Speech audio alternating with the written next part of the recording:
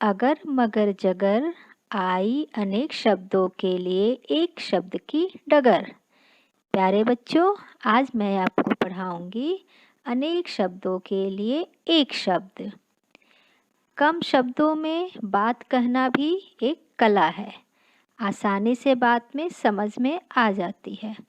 अर्थात भाषा को सरल और प्रभावशाली बनाने के लिए अनेक शब्दों के लिए एक शब्द का प्रयोग किया जाता है। बहुत से शब्दों को जब एक शब्द में अभिव्यक्त किया जाता है तो भाषा संक्षिप्त, चुस्त और प्रभावशाली बनती है।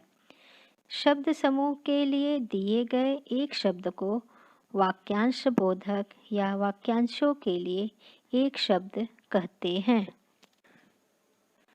जैसे एक दूसरे को मदद देना। एक दूसरे को मदद देने वाले को सहयोगी कहते हैं, यानी सहयोग करने वाला। एक शब्द इसका सहयोग हो जाएगा। जो अपने देश का नहीं है, ये इतना बड़ा वाक्य हमें बोलना पड़ रहा है। यदि हम इसे बोल दें विदेशी तो भी इसका मतलब वही होगा, जो अपने देश का नहीं है। चोरी करने वाला, अर्थात जो चोरी करता है उसे हम क्या कहते हैं एक शब्द में? चोर। जो पानी में रहता है, यानी पानी में रहने वाले को हम जलचर कहते हैं। आइए अब हम आपको कुछ चित्रों की सहायता से आगे बताते हैं। जो पढ़ाता है, अध्यापक। जो बीमारों का इलाज करता है, चिकित्सक या डॉक्टर। जो घोड़े की सवारी करता है उसे घुड़सवार कहते हैं। जहाँ छात्र पढ़ते हैं उसे विद्यालय कहते हैं। अगला है जो खेती करता है उसे किसान कहते हैं, तथा जो देश की रक्षा करता है उसे सैनिक कहते हैं। जो चित्र बनाता है, चित्रकार, अर्थात चित्र बनाने वाले को चित्रकार कहते हैं। जहाँ बीमारों का इलाज होता है वह अस्पताल कहलाता है। 7 रंगों वाला धनुषाकार पट्टा, यानी 7 रंगों का जो धनुषाकार पट्टा होता है उसे इंद्रधनुष कहते हैं। और जो शिकार करता है, शिकार करने वाले को एक शब्द में शिकारी कहा जाता है। जो पत्र देता है, यानी जो हमारे घर घर घूम घूम के हमें पत्र बांटता है उसे हम डाकिया कहते हैं। विभिन्न विषयों की पुस्तकों का वो जहाँ हम लोग इस संग्रह करके, यानी उसे हम एक जगह रखते हैं, उसे हम पुस्तकालय कहते हैं। जो लोहे की चीज़ें बनाता है उसे लुहार कहते हैं। लोहे की चीज़ें बनाने वाले को एक शब्द में लुहार कहा जाता है।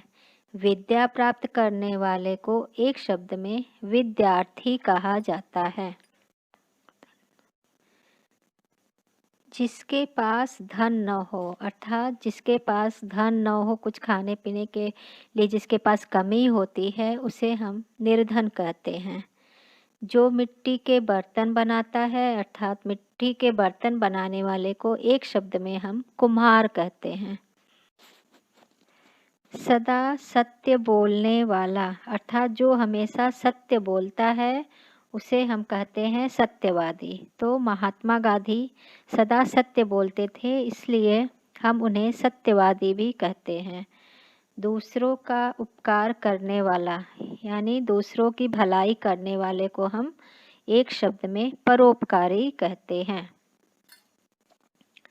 जो देखने योग्य हो, अर्थात जो देखने में सुंदर लगे, अच्छा लगे, उसे हम कहते हैं दर्शनीय। जैसे ताजमहल, ताजमहल को देखने लोग बहुत दूर दूर से जाते हैं, अर्थात वह एक दर्शनीय स्थान है।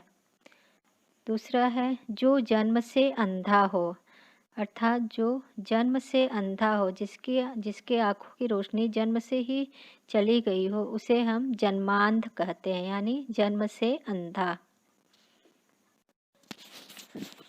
आइए अब हम कुछ पुनरावृत्ति कार्य कर लेते हैं। वाक्यांशों का एक शब्द से मिलान कीजिए। परिश्रम करने वाला, तो परिश्रम करने वाले को हम क्या कहते हैं? परिश्रमी। सोने चांदी की चीज़ें बनाने वाला, सोने चांदी की चीज़ें बनाने वाले को सुनार कहते हैं। जो किसी से न डरता हो, निडर, जो किसी से नहीं डरता उसे हम क्या कहेंगे? निडर।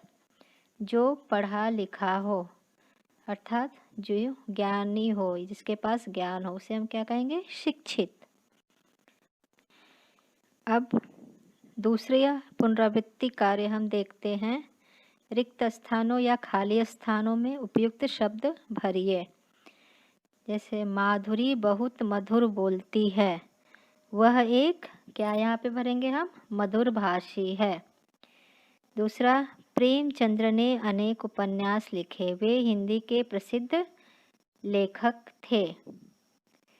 मोहन सदैव दूसरों की भलाई में लगा रहता है, मोहन सदैव दूसरों की भलाई में लगा रहता है, वह एक परोपकारी लड़का है। हम भारत में रहते हैं, हम भारतवासी हैं।